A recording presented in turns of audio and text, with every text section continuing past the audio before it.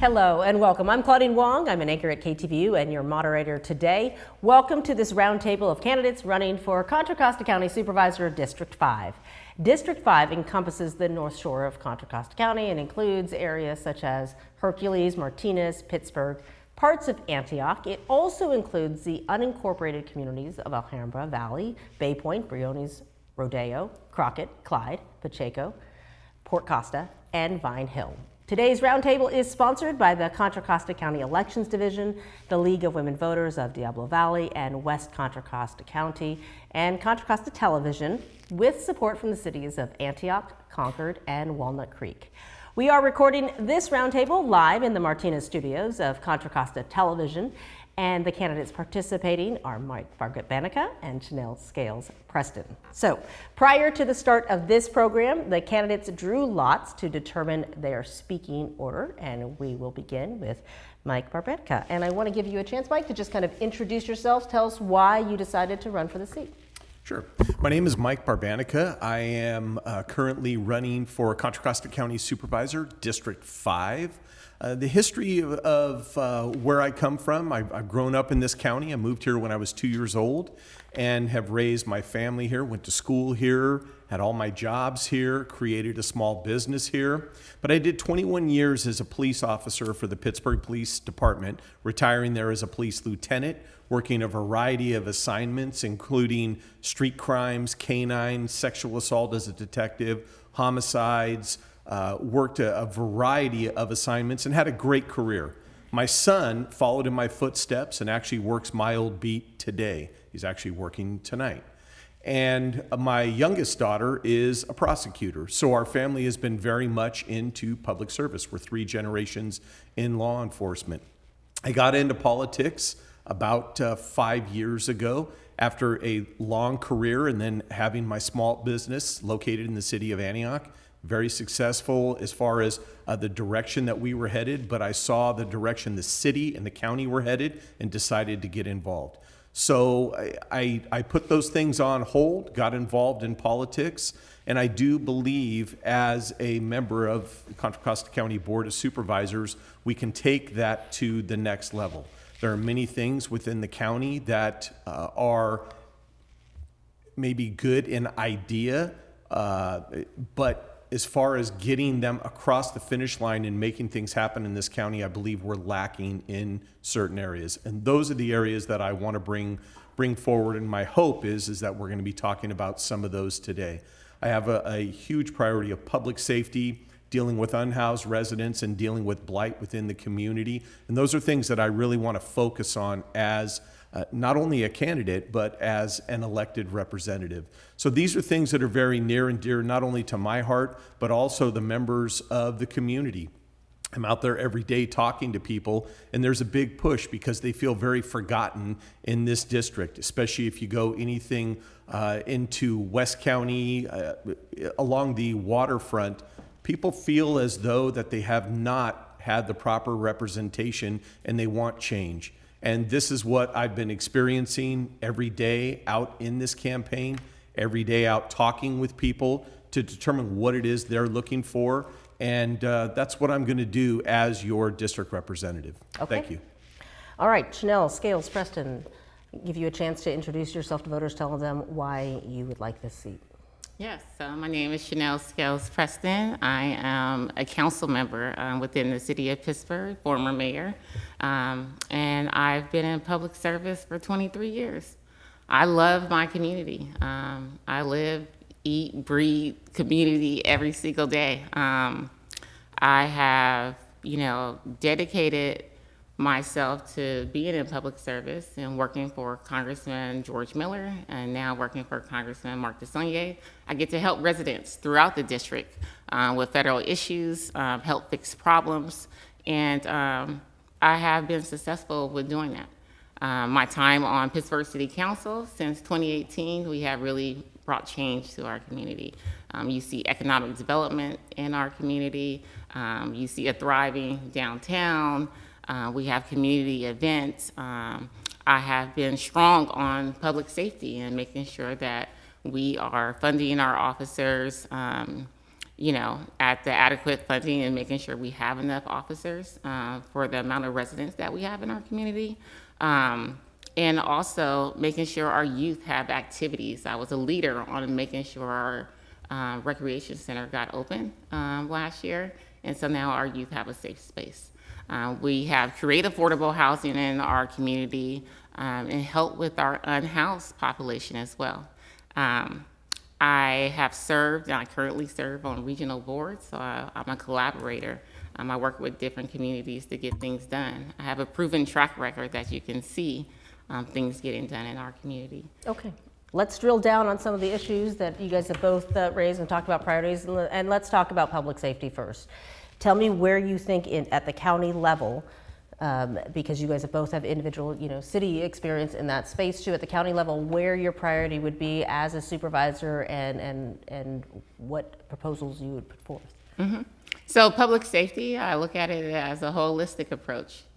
Public safety encompass, making sure that we're taking care of our youth as well, and we're starting with that at a young age.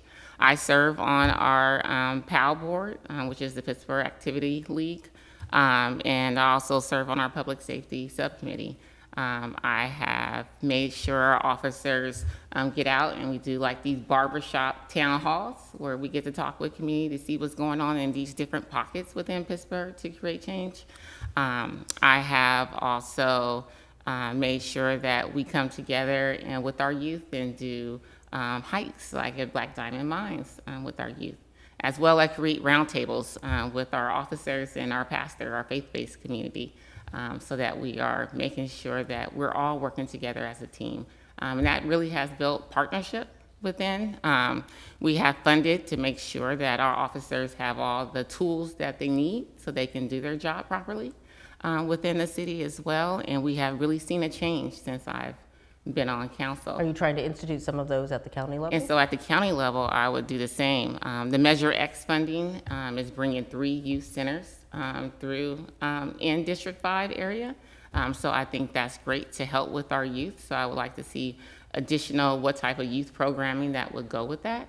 And how we could bind our officers to work together with our young people. And then also looking at blight, like how do we change areas? So we have a bunch of, closed shopping centers in some of these areas.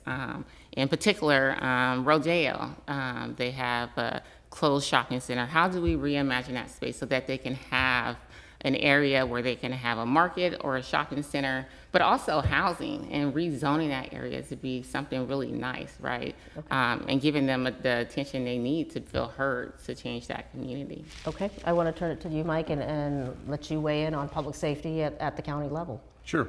So public safety has always been my number one priority. I come from a career in law enforcement. My family's in law enforcement. We're 3 generations in law enforcement, now with 2 of my kids actually on that side of the aisle as far as making sure that things are enforced not only within this county but within another county as well, where my daughter's a deputy DA.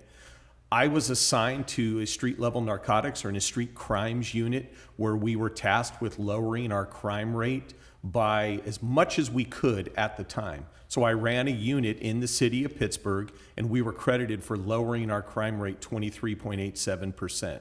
This was a 2-month assignment that I had that turned into a 6-year assignment. So I'm very familiar with this. Partnering with local folks within the community, church faith-based organizations, community leaders within not only the city, but within the county. This is something that as we drive through our shopping malls and our streets today, people feel abandoned when it comes to enforcing these laws. You walk into these grocery stores and you walk into the convenience stores and you see people walking out with a shopping cart full of items and nothing being done. There is something that can be done with this. Public safety needs to be number one. You need to be able to go to the store at night, send your spouse to the store, your children to the store at night, and not worry about their safety. We're seeing crime in Contra Costa County that we have not seen in the past. We're seeing these smash and grab type robberies. We're seeing people robbed right in front of their homes. We haven't seen this type of thing in this county so widespread. This is something that has to change. And as a county supervisor, not only have I done this in my career and have experience doing this, I will continue to grow this and bring this to a county level. Law enforcement is very important, but cops doing the job the right way, focused on the right things, that's what's most important. And just a quick answer from both of you before we move on to another topic, but increased funding, increased staffing at the county level of law enforcement, is that something you guys support? You want me to answer first? Go ahead. Sure. I absolutely promote or support more law enforcement and increasing the funding when needed. We have to make sure that if we're increasing funding, it's funding that's being increased smartly, not just throwing money at something. What are we going to do with it? What is the goal? Are laws being enforced properly? Are we getting the best use of that money? I would never support defunding the police department under any circumstances. Okay, can I ask, supporting more funding, more officers on the street? It depends on which areas. You know, for our cities, that's something under their jurisdiction, and that's what they would do. When it comes to our unincorporated communities, I think there are some areas where we can increase having, you know, officers and public safety needs. I think that's something we look at to see what's going on in those particular areas and then what types of increase that may be needed. But I'm in support of if that's needed, yes. Okay, Can I do a quick follow-up? you can, but it better be quick. Okay, it'll be very quick. If you look at the areas, the communities of Bay Point and Rodeo, they have literally 2 deputies assigned to those areas. When I was working the street, how many years ago, I retired in 2007, there was 2 deputies in Bay Point. In Rodeo, you have a resident deputy and then and somebody working the area. That is not effective policing. We need more staffing in that area. We need the board to support it. Okay, let's move on to the unhoused population, because certainly that's something we're seeing not just in cities and in the county and the unincorporated areas. In terms of what your take is on the situation with the unhoused population and what your solutions that you think would address that. I think I'm starting with you, Mike. Sure. So the unhoused resident population within this county is something that we as a community need to continue to deal with. I don't believe we've made these great strides that there are people out there leading you to believe that this is occurring. We have the Motel 6 in Pittsburgh on Loveridge Road. The state purchased that. I believe it was $21.5 million. And then we brought in through the county an organization to run that. The question is how successful has that been in getting people off the street? We can continue to throw money at these things, but unless we actually go in with a plan and partnerships along the way to put people, get them off the street, get them into some sort of bridge housing with wraparound services, as that hotel does have the wraparound services, but that hotel is not enough. And then we need to continue on and get people into long-term housing. Our housing program, unfortunately, my opinion, is broken. Nobody's fault here locally. What you have are housing vouchers that are lifetime vouchers that can be willed to people. And if these folks go out and work, they're actually penalized with the amount of money that they're charged for their rent. That needs to change. We need to give incentives for people to go out and work. And continue on, house them, but they need to have an incentive to get off the program and make room for somebody else. Okay, Chanel? Yes. So within the city of Pittsburgh, what council member Barbanica mentioned was Motel 6. So we transitioned that to transitional housing, and it's called Delta Landing now. It's housing over 200 residents, and half of those residents are Antioch residents. We are housing residents throughout District 5 at Delta Landing within the city of Pittsburgh. It's been great. We've been able to provide wraparound services at that site. Within the city of Pittsburgh, we also have provided a shower program. We work with our faith-based community to provide that shower trailer. And we have probably about 4 or 5 churches and nonprofit organizations that come together to provide Loaves and Fishes provide food, St. Vincent de Paul provide clothing, they get showers. We work with the barbershops to provide haircuts. A lot of people, when I'm out there on Saturdays, they're not homeless because of substance abuse and mental health. They're living in their cars because they can't afford housing, and so they come there and get ready for work, and then, they go back out to their cars. What we need to make sure we're ensuring is looking at other areas that's blighted areas. I think a perfect example of that was during COVID. Right directly across the street from the city of Pittsburgh is Antioch Delta Fairs, the open lot. There are encampments on that site right now in Antioch, and the city of Antioch had an opportunity to work with the county to provide housing on that space. The county was going to provide $8 million to provide housing on that space, and COVID hit, unfortunately, and they had to work on saving lives, right? And so the city of Antioch took the contract away when they came back to build that housing there. And so, and they thought they would build their own housing. So still today, a couple of years later, no housing is there, still blighted area.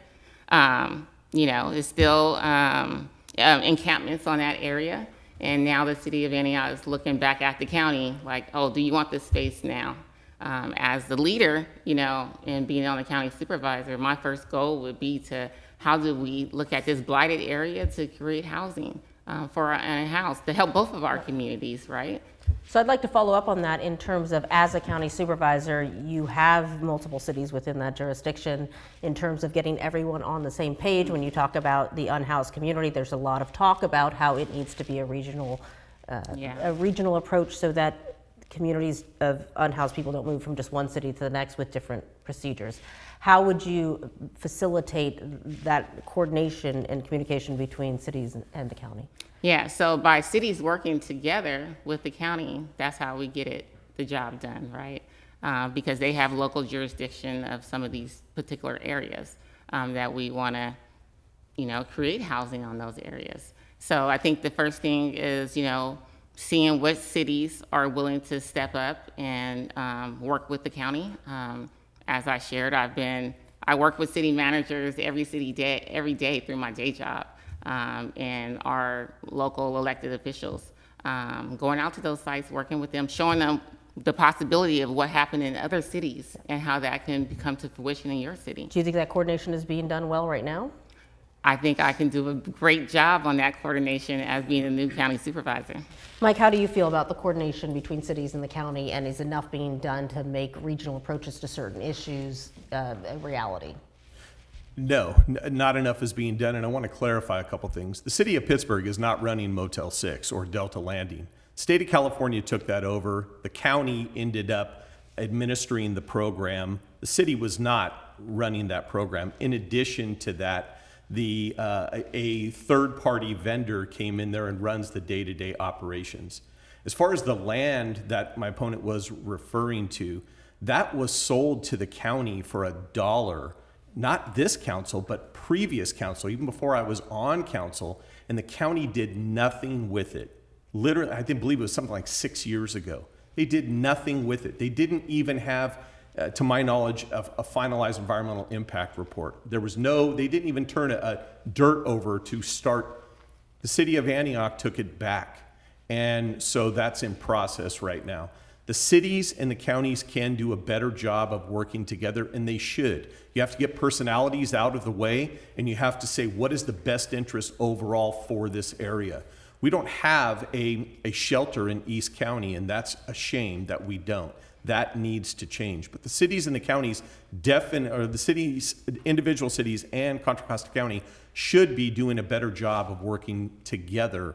And that plot of land that we're talking about, that's a prime example. 6 years of having that, you had it for $1 and you never did anything with it. Thank you. Follow up in terms of, so we've hit some major issues, obviously not all of them, but in terms of your priorities day one, in terms of if you were elected and they said this is definitely something that Mike Barbanica fights for, what is the number one priority for you? Public safety is number one. Public safety has always been my number one priority and will continue to remain my number one priority. I want to make sure people are safe. I want to make sure crimes are being prosecuted in Contra Costa County where they need to be. And I want to be clear, homelessness is not a crime. Mental illness is not a crime. When somebody is abusing drugs or under the influence, there should be programs that we could get these individuals into. I worked a street-level narcotics team for 6 years, and we spent a lot of time making sure people that were on the street actually got into programs, and there are people that I still remain in contact with today for that. Public safety has to be number one, getting people off the streets and finding out where all this money the county has spent has gone and why has it not been effective, and then dealing with blight. Chanel, your number one priority, day one? Yeah, my number one priority is people in District 5. That's my number one priority, is taking care of our people throughout District 5. As well as public safety, as well as the unhoused, as well as jobs, as well as housing. All of these things are things in District 5 that we should be caring about, as well as community engagement so people can come forward and be part of this process. If I was the county supervisor looking at these unincorporated communities in Rodeo and Crockett and Bay Point, you're their mayor almost as the county supervisor because they're unincorporated. So on city councils every year, we have a workshop where we come out with goals every year. And then we look at the outcomes of those goals. And then at the end, what was our accomplishments from those goals? As the county supervisor, I would do the same thing in the unincorporated communities. We would have a yearly meeting. We would come up with goals together, a community workshop with the people. And then as we are planning those goals, we'll make sure we have outcomes and give an update of where we are with those goals. So at the end of the year, they can see accomplishments are happening in their community, but we did it together with their accomplishments, So with their goals. voter turnout is also very important as you march towards November. You know, what is the strategy and what are you hearing from people in terms of why they will come out to vote and why they will be engaged? Well, I can definitely tell you people are excited about the top of the ticket right now, where a couple of weeks ago, that excitement wasn't there. And so I'm excited about that as well. And so we are encouraging people to go all the way down to the ticket so that they can make sure they're looking locally at changes to be made with here in District 5. Yeah. Mike, what in your March November, what are you doing? And when you're talking to voters, what is motivating to be engaged or keeping them away from the box? So what I'm finding in talking with people is this county supervisor race is very important to them. People have realized that on a local level, it's great to have national leaders, no doubt. But on a local level, this is what affects your day-to-day businesses, your families, your employment, your housing, your commute, a local level. So county supervisor has been a huge, huge priority for local individuals. In addition to that, Prop 36, which people are tired of their stores closing. They're tired of the crime. They're tired of not seeing prosecution that Prop 47 brought. Prop 36 is actually driving people to the polls to make sure that they vote for that. That's been a huge priority for individuals within this county. And I'm out talking with people every day. Prop 36, and I support Prop 36. It has been a big priority. All right, we appreciate this conversation with both of you. I want to thank both of our candidates for being here. Some important questions we answered from the constituents, many more topics that certainly we didn't get to, but certainly we have time before November for people to get engaged. Each of you will have 2 minutes now to make a closing statement. And Chanel Scales-Preston, we begin with you. Thank you. I want to thank the League and CCTV for hosting this. And I just want to thank all of you out there for watching. The needs of this community must come first, and District 5 is important. I have worked in District 5 for 23 years. I'm born and raised here in the city of Pittsburgh. I'm raising my family here. I have 2 boys and my husband. My mother, worked for 33 years in District 5 at the local glass container. And my father is part of the laborers union, been a member of Labor 324 in the city of Martinez. And I really feel like we need to focus on everything. And it's public safety, but it's also the people. I would be attentive. I would be here to make sure I'm answering the needs and the concerns of our community. I would also make sure that we're looking at housing for all income levels so that everyone is being housed. I would also make sure we're looking at jobs and making sure that we have apprenticeship programs for our young adults, as well as transportation and how we alleviate transportation. We don't want to focus on just the negative, because there are some positive things that's going on here in District 5. And our communities and cities are thriving. And so I want to make sure that I'm here and giving attention for our unincorporated communities and to be on the ground so that your needs are heard, and I will personally be there on the ground to serve you. I want to share that I've been endorsed by the Sierra Club, Congressman George Miller and Congressman Mark DeSaulnier and Garamendi. I am endorsed by Working Everyday Families and Labor. I have been endorsed by Supervisor John Joya and Federal Glover, and so many community leaders and regular everyday community people that I work with each and every day. I hope to earn your vote on November 5th. Thank you again. Okay, thank you. Mike Barbanica, I'll give you your 2 minutes for your closing statement. Thank you. And thank you for having me today. Thank you to League of Women Voters. This is our second time doing this, and this is great to get our messages out. There's a big difference between myself and my opponent, and I am not a career politician. I worked 21 years as a police officer, retiring as a lieutenant. I am a small business owner, so I understand what it's like to have to make payroll and what it's like to deal with employees and make sure that they get paid, make sure that they have livable wage jobs. I am a husband, a father of 3, and a grandfather of 6. So living in this community is very, very important to me. But I'm not a politician. I'm not a career politician. I'm an everyday person that decided to get involved in this to make a difference because of career politicians. So endorsements, very proud to have somewhere in the area, it's hundreds of endorsements. Virtually, or pretty much most, if not all, that I've been in front of police agencies in this county have endorsed me, as well as Con Fire, Rodeo Hercules Fire, El Cerrito Fire, Orinda Moraga Fire, in addition to Senator Glazer, California CHP statewide, their association. These are individuals that see that we need change in this community, and public safety has to be the priority. Housing is something that is very near and dear to my heart. I have a small business that we house people. I was saying that we had 576 people housed and off the street that were facing homelessness. We are at 579 as of today because we just housed some vets.